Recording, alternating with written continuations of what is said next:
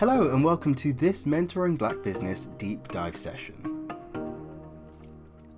My name is Alex and I am the Learning and Development Manager responsible for designing the materials on this program.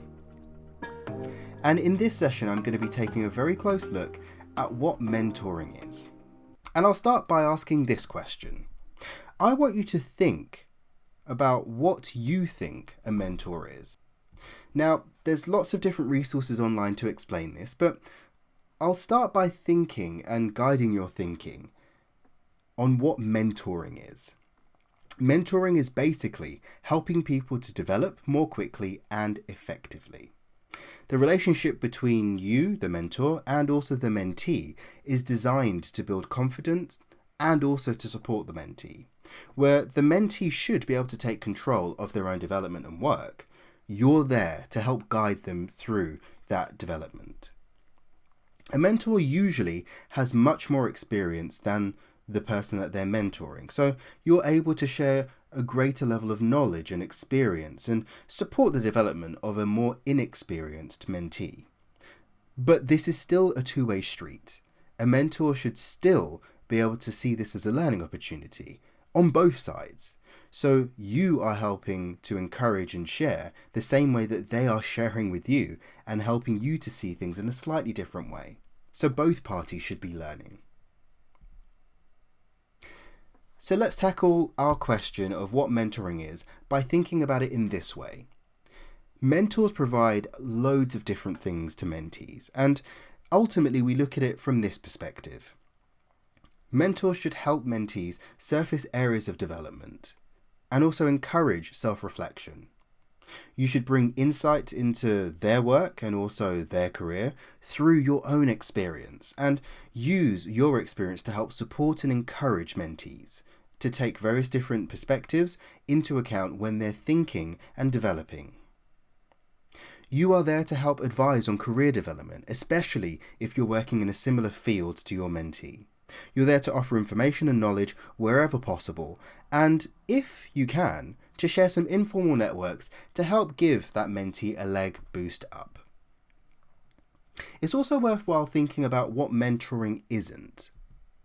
Mentoring shouldn't make the mentee feel like this.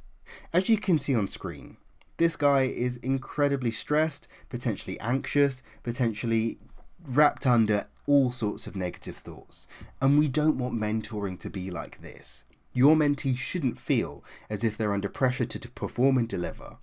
Naturally, we do want to create challenges so that way they can learn, that way they can make mistakes, the same way that you did in your career. But we want this to be a nurturing environment.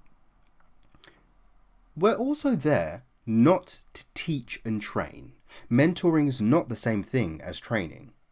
Teaching and training is effectively where you would be the expert teacher who is there to impart knowledge to a student or a learner. And the teacher is usually the expert in the room who knows the right answer.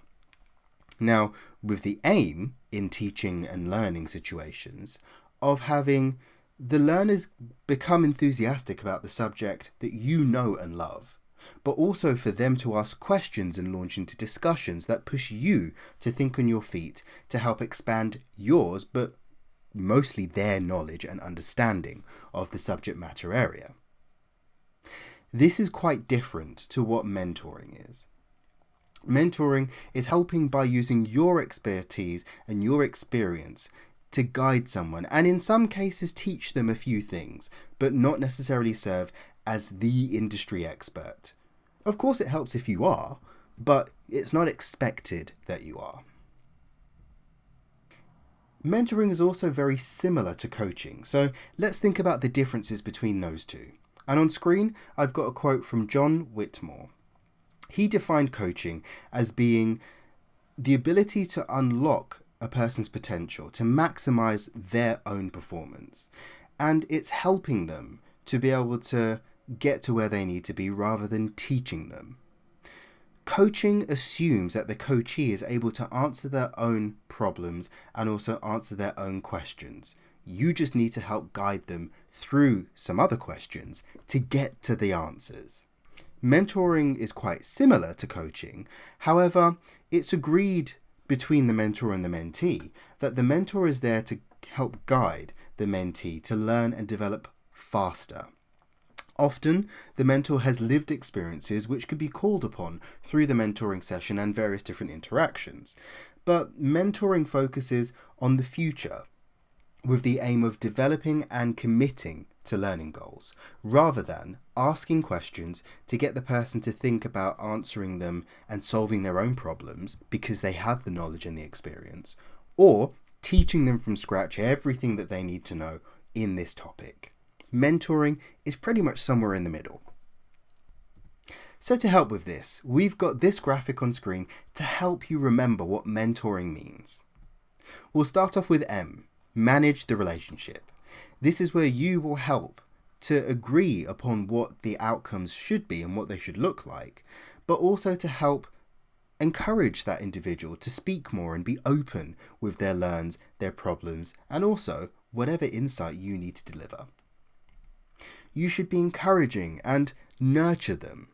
In some cases, you'll need to teach them certain things because you're naturally going to know various different things in industry that they just don't know yet. They haven't had exposure to just yet.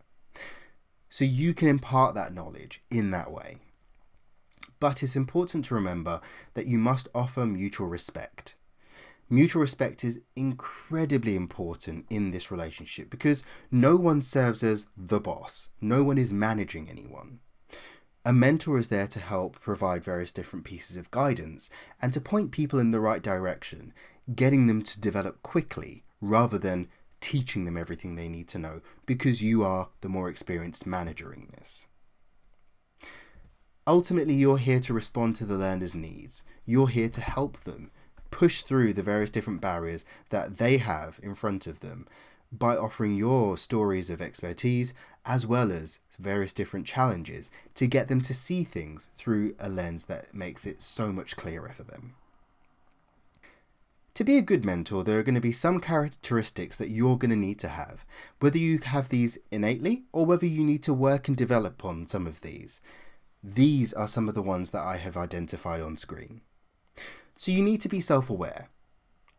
You need to have a good understanding of your own strengths and your own developmental needs, so that way you can happily say to someone when you are the expert on something, and also where you can provide support versus where you're not and you're not able to provide that level of support. This could be also seen as a way for you to help self-coach as well. So looking at the things that you need to work on in line with your own mentee's development. So maybe you can support them better as time goes on also. You need to have organizational know-how. This means that you know how to get things done and you also know how things work, and explaining this should be pretty simple. Not necessarily easy, but simple. You should have credibility. So whether it's personal or professional credibility, this may include being a member of relevant organizations or even just having a couple of years under your belt in your specific industry, potentially even in your role currently. You need to be accessible, willing and able to commit sufficient amounts of time to your mentee to offer support and the guidance that they need.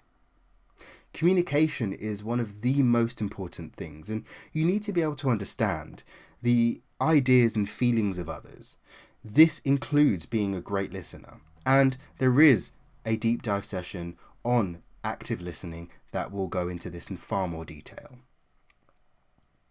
You need to have the ability to empower people, so create a working environment where it's safe for individuals to try new things, allow them to contribute in different ways, and in some cases allow them to fail so that they can learn some of those lessons in a safe space, the same way that you probably did as you were progressing through your career and gaining the experience that you have today.